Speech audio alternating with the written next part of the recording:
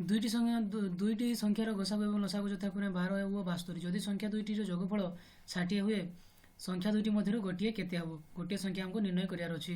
ତ ଆମକୁ କେତେ ଦେଇଛି? 72 ଦେଇଛି। HCF ତାକୁ 72 ଦେଇଛି। LCM ତାକୁ କ'ଣ କରିବେ? HCF ଦ୍ୱାରା ହରଣ କରିବେ। 1272 6 ଆସିଲା। 6ର କ'ଣ କରିପାରିବେ? ଆମେ କୋ ପ୍ରାଇମ୍ ବାହାର କରିବା ବା ଯମଯମଳିକ। କେଉଁ ଦୁଇଟା ସଂଖ୍ୟାକୁ ଗୁଣନ କଲେ କ'ଣ ହେବ? ଏ 6 ବାହାରୁଥିବାର ଅଛି। ତାପରେ କ'ଣ କରିବେ? HCFକୁ ଏଠି ଗୁଣନ କରିବେ। ଗୁଣନ କେତେ? 12 12 3 36। ଏଠି ସେମ୍ ଜିନିଷ ଏପଟେ ବି ଗୁଣନ କେତେ କରିବେ? 12 12 ଦୁଣେ 24 12 ଦୁଣେ 24। ତ କେଉଁଟା ସଠିକ ଉତ୍ତର? 24 ହେଉଛି ସଠିକ ଉତ୍ତର। ବୁଝିହେଲାନି ତ? ଆଉଥରେ ଦେଖନ୍ତୁ, ମାଗିଛି ଦୁଇଟି ସଂଖ୍ୟାର ଗସାଗୁ ଏବଂ ଲସାଗୁ ଯଥାକ୍ରମେ 12 72। ଯଦି ସଂଖ୍ୟା ଦୁଇଟିର ଯୋଗଫଳ 60 ହୁଏ, ତେବେ ଅନ୍ୟ ସଂଖ୍ୟାଟି ବା ଗୋଟିଏ ସଂଖ୍ୟାଟି ନିର୍ଣ୍ଣୟ କର। ତ ଆମେ କ'ଣ କରିବା? LCMକୁ HCF ଦ୍ୱାରା ହରଣ କରିବା। ହରଣ କଲା ପରେ 6 ବାହାରିବ। 6ର କ ପ୍ରାଇମ୍ ବାହାର କରିବା। ତାକୁ କ'ଣ କରିବା? 12 ସାଙ୍ଗରେ ଗୁଣନ କଲେ ଆନ୍ସର୍ ବାହାରିଯିବ 24 ଆଉ 36।